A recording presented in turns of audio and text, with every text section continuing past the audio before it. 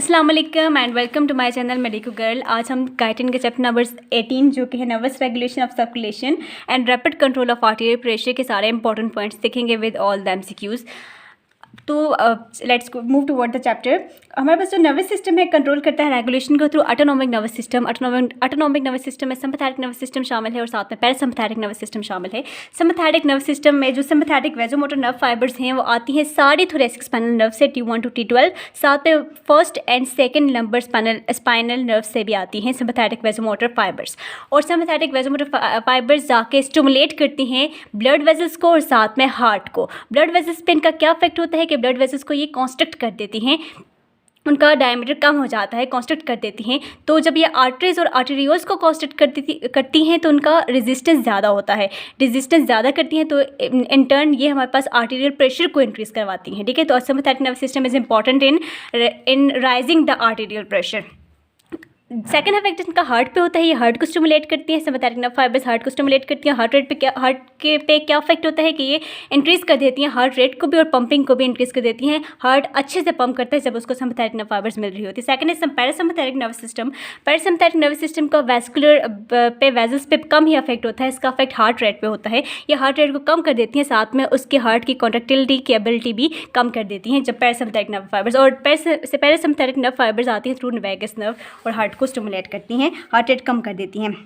Next is vasomotor centre. Vasomotor centre located होता है in the reticular substance of medulla and lower third of the pons और medulla में, lower third of the pons और medulla में ये locate होता है। वेजोमोटर सेंटर में आगे से मुख्तलिफ रीजन्स बने हुए होते हैं, vasoconstrictor area, vasodilator area, sensitive area. तो पहला हमारे पास है vasoconstrictor area. Vasoconstrictor area locate होता है bilaterally in the anterolateral portions of the upper medulla. Upper medulla के एंटेरोलैटरल पोर्शंस पे मैं आपको ये दिखा देती हूँ बुक पे। ये है, ये वेजोकॉन्स्ट्रिक्टर रीजन है और ये वेजोडायलेटर रीजन है। वेजोकॉन्स्ट्रिक्टर अपर मेड्यूला पे, वेजोडायलेटर लोअर मेड्यूला पे। वेजोकॉन्स्ट्रिक्टर एरिया का क्या फंक्शन होता है कि ये ट्रांसमिट करती है सिम्पैथेटिक या वेजोकॉन्स्ट्रिक्टर इम्पल्सेस और वेजोकॉन्स्ट्रिक्शन करवाती हैं। और वेजोडायलेटर एरिया लोकेट होता है bilaterally in anterolateral portions of lower half of the medulla पे। और ऑफ कोर्स ये क्या करती है कि इनहिबिट करती है वेजोकॉन्स्ट्रिक्टर एरिया को।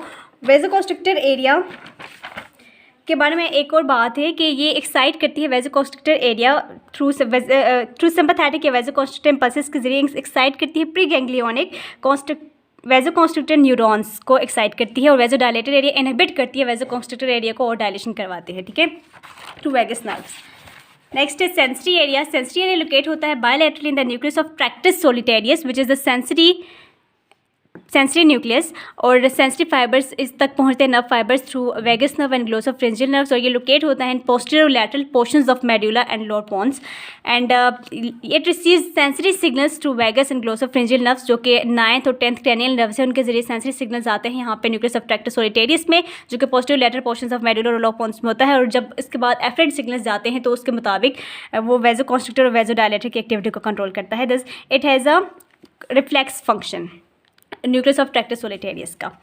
नेक्स्ट है vasomotor tone. Vasomotor tone normal conditions में ये होता है कि वेजोकॉन्स्ट्रिक्टर एरिया नॉर्मल कंडीशंस में भी एक या एक से 2-3 इम्पल्सेस भेजता है वेजल्स में और vessels partial state of contraction में ही रहती हैं नॉर्मल कंडीशन में भी, ठीक है। वेजो ऑफ कोर्स जब आर्टेरियल प्रेशर कम होगा या कुछ भी ऐसा वैसा मसला होगा तब तो कॉन्स्ट्रक्शन उनकी सिम्पैथेटिक सिस्टम एक्टिवेट होगा, कॉन्स्ट्रक्शन प्रॉपर कॉन्स्ट्रक्शन होगी। लेकिन नॉर्मल कंडीशंस में भी वेजोकॉन्स्ट्रिक्टर एरिया जो है वो 1 या 2 नर्व फाइबर्स भेजता है वेजल्स को और vessels partial state of contraction में रहती हैं जिसको हम वेजोमोटर टोन कहते हैं। नेक्स्ट है control of heart rate by vasomotor centre. Vasomotor centre heart rate को भी कंट्रोल करता है। वेजोमोटर सेंटर का जो लैटरल पोर्शन है ये एक्साइटेटरी इम्पल्सेस ट्रांसमिट करता है थ्रू सिम्पैथेटिक फाइबर्स और हार्ट रेट को इंक्रीज करवाता है और कॉन्ट्रैक्टिलिटी को भी इंक्रीज करवाता है। जबकि मिडिल पोर्शन अपोजिट फंक्शन करता है जो कि इनहिबिटरी सिग्नल्स भेजता है थ्रू वेजोकॉन्स्ट्रिक्टेड पोर्शन को इनहिबिटरी सिग्नल्स भेजता है थ्रू वैगस नर्व और हार्ट रेट को कम करवाता है और साथ में कॉन्ट्रैक्टिलिटी भी कम करवाता है। और वेजोमोटर सेंटर्स को भी हायर ब्रेन सेंटर्स कंट्रोल करते हैं। जैसे हमारे पास मेसेंसेफेलोन आ गया, डायसेफेलोन आ गया, हाइपोथैलेमस, सेरेब्रल कॉर्टेक्स और मेनी अदर्स, ये सारे मिलके एक्साइटेटरी इफेक्ट या इनहिबिटरी इफेक्ट देते हैं टू द वेसोमोटर सेंटर। उसको एक्साइट भी कर सकते हैं, इनहिबिट भी कर सकते हैं। आपने इसमें इंपॉर्टेंट बात की याद रखते हैं कि basal areas of the brain, उसका भी बहुत प्रोफाउंड इफेक्ट होता है on central nervous system, on हमारे पास सीवीएस सिस्टम पे, सीवीएस पे, कार्डियोवैस्कुलर सिस्टम पे, basal region of the brain का भी इंपॉर्टेंट इफेक्ट होता है। नेक्स्ट है नॉरएपिनेफ्रिन और एपिनेफ्रिन। नॉरएपिनेफ्रिन हमारे पास एक सिंपैथेटिक वेजोकॉन्स्ट्रिक्टर न्यूरोट्रांसमीटर है। ये अल्फा एड्रेनर्जिक रिसेप्टर्स पे जाके एक्ट करता है और वेजो कॉन्स्ट्रक्शन करवाता है, वेजल्स को कॉन्ट्रैक्ट करवाता है। सिंपैथेटिक नर्वस सिस्टम का एक तो डायरेक्ट इफेक्ट होता है कि वो अपने नर्व के एंडिंग्स पे ये न्यूरोट्रांसमीटर नॉरएपिनेफ्रिन को सिक्रीट करवाते हैं, लेकिन इसका इनडायरेक्ट इफेक्ट भी होता है कि ये सिंपैथेटिक नर्व फाइबर्स जाके एड्रिनल मेड्यूला को एक्टिवेट करवाती हैं और एड्रिनल मेड्यूला आगे से एपिनेफ्रिन और नॉरएपिनेफ्रिन सिक्रीट करता है। एपिनेफ्रिन नॉरएपिनेफ्रिन दोनों वेजो कॉन्स्ट्रक्शन करवाते हैं, लेकिन एपिनेफ्रिन बाज़ एरियाज में वेजो डायरेक्शन करवाता है, जो मैं आगे बताने वाली हूँ। Next sympathetic vasodilator system and it's controlled by central nervous system. Sympathetic nerves to the skeletal muscle.